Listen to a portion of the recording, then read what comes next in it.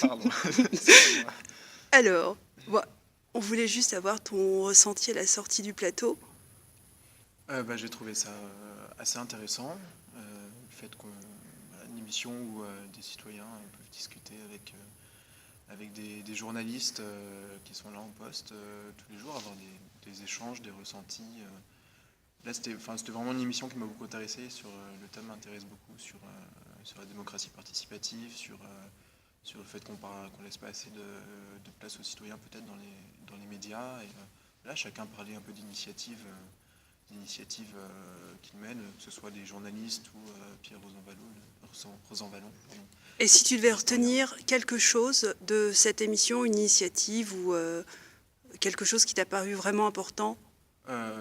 C'est l'initiative de Pierre Rosanvallon qu'il a expliqué sa façon de parler de démocratie participative, voilà, de donner la parole aux gens à travers des petites histoires. C'est un truc, ça se passe sur Internet, mais je me dis que ça peut se passer à l'antenne aussi. Donc on peut peut-être faire encore plus pour que France Télé soit encore plus une télé de proximité. Je pense que c'est possible, il faut s'en donner les moyens. C'est compliqué aussi, mais Et en un faut se temps faire. vraiment très court, là, s'il y a quelque chose que tu n'as pas pu dire en plateau, que tu souhaitais justement dire pendant l'émission, mais que tu n'as pas eu l'occasion de l'exprimer.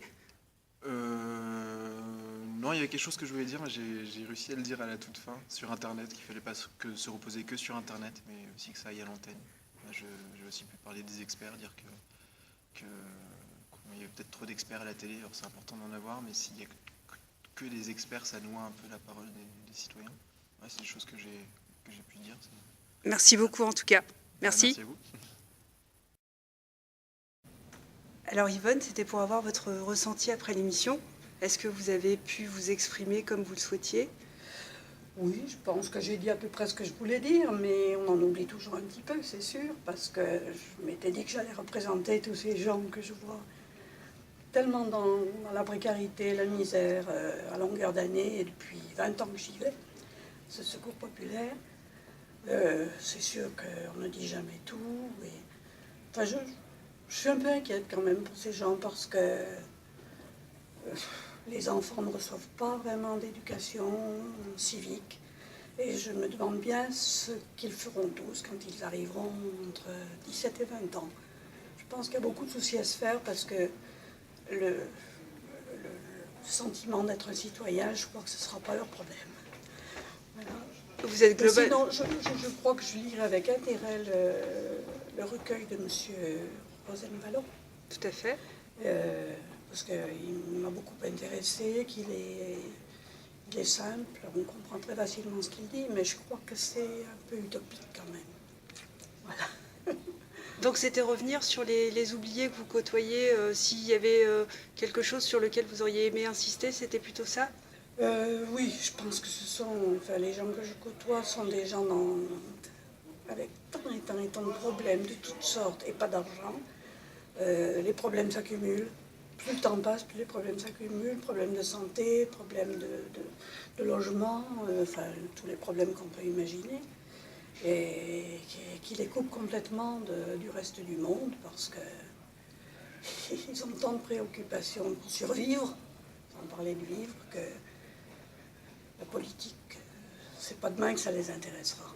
Merci beaucoup Voilà. Yvonne, merci. De rien. Alors David, c'était pour avoir votre ressenti en fait à la sortie de l'émission.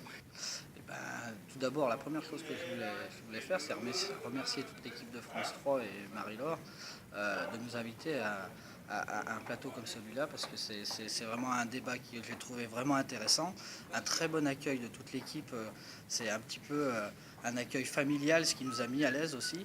Et ce débat plus ou moins politique, j'ai vraiment ressenti que ma parole était écoutée et entendue surtout. Alors s'il y a des choses que vous n'avez pas pu exprimer, parce que c'est vrai que le format est un peu court, s'il y a quelque chose sur lequel vous auriez aimé mettre l'accent? Bon, effectivement, la partie temps est stressante, parce qu'on a tellement de choses à dire sur un plateau comme celui-là, et le fait qu'on se sent écouté, ben, on sait qu'on a des messages à passer qui seront entendus. J'aurais éventuellement évoqué un peu plus le côté politique national, c'est-à-dire avec nos représentants. J'aurais aimé développer sur ce qui était député, sénateur, et puis voire même au-delà les partis politiques. Alors vous saviez qu'on avait des contraintes de temps de parole. Bien sûr, c'est justement pour ça que j'ai essayé de concentrer au mieux et vraiment axer sur les municipales et ce que je ressentais en tant que citoyen, ce que j'attendais réellement d'un élu local et puis pas mettre tout le monde dans le même sac parce qu'il y a quand même des élus qui sont très très très bien. Très bien. Merci beaucoup, David. Merci à vous. Merci.